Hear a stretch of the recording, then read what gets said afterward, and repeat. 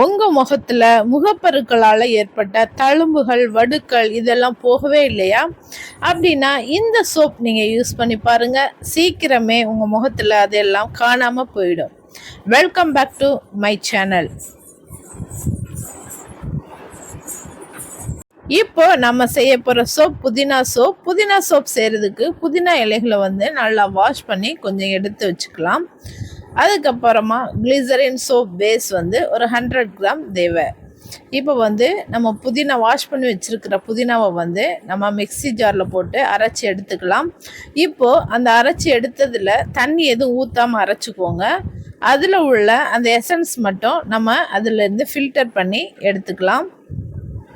நல்லா ஃபில்டர் பண்ணி எடுத்ததுக்கப்புறம் அதில் 1 ஸ்பூன் அளவு ஆலிவ் ஆயில் அதில் ஆட் பண்ணி நல்லா மிக்ஸ் பண்ணி விட்டுக்கலாம். இந்த புதினா சோப் நம்ம சருமத்துக்கு பல நன்மைகளை தருது. முகப்பரு வராமல் தடுக்குது. முகப்பருக்களால் வந்த தழும்புகள் வடுக்கள் மறைகிறதுக்கு ஹெல்ப் பண்ணுது. அது மட்டும் இல்லாமல் கரும்புள்ளிகள் நீங்கிறதுக்கு ஹெல்ப் பண்ணுது. கருவளையம் குறையிறதுக்கு ஹெல்ப் பண்ணுது. இந்த மாதிரி ஏராளமான நன்மைகளை இது செய்யுது. அதுக்கப்புறம் ஒரு 100 கிராம் அளவு சோப் பேஸ் எடுத்துக்கலாம். அந்த சோப் பேஸ் குட்டி குட்டியாக கட் பண்ணி எடுத்து ஒரு பாத்திரத்தில் வச்சுட்டு ஒரு பாத்திரத்தில் தண்ணி வச்சு அந்த தண்ணி நல்லா சூடானதுக்கப்புறம் இந்த மாதிரி டபுள் பாயிலிங் மெத்தடில் வச்சு அதை நல்லா மெல்ட் பண்ணி எடுத்துக்கலாம். இது நல்லா தண்ணியாக மெல்ட் ஆகட்டும். உங்ககிட்ட சோப் பேஸ் இல்லை அப்படின்னா பியர் சோப்பில் கூட நீங்கள் இந்த மாதிரி ரெடி பண்ணிக்கலாம். இது இப்போது நல்லா மெல்ட் ஆயிடுச்சு.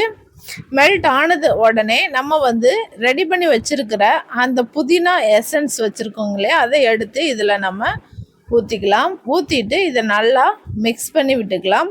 மிக்ஸ் பண்ணி விட்டதுக்கப்புறம் வாசனைக்காக இதில் ஃப்ராக்ரன்ஸ் சேர்த்துக்கலாம். புதினா வாசனையே நல்லா தான் இருக்குது. சேர்க்கலைனாலும் ஒன்றும் பிரச்சனை இல்லை. புதினா வாசனையோடு வச்சுக்கோங்க. இப்போ இது எல்லாம் நல்லா ரெடி ஆயிடுச்சு. இப்போ சோப் மோல்டு எடுத்துக்கலாம். மோல்டில் தேங்காய் அப்ளை பண்ணிவிட்டு இந்த சோப்பை அதில் ஊற்றிடலாம்.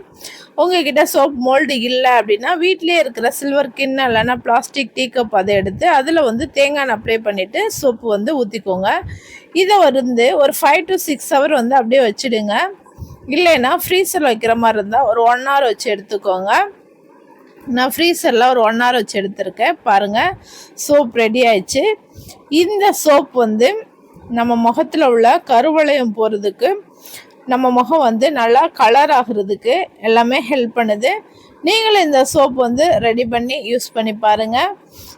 எப்படி இருந்துச்சுன்னே கமெண்டில் சொல்லுங்கள். இந்த வீடியோ உங்களுக்கு பிடிச்சிருந்தால் லைக் பண்ணுங்கள், கமெண்ட் பண்ணுங்கள், ஷேர் பண்ணுங்கள். மறக்காமல் சப்ஸ்கிரைப் பண்ணாதவங்க சப்ஸ்கிரைப் பண்ணிக்கோங்க. தேங்க்யூ ஃபார் வாட்சிங். Bye bye.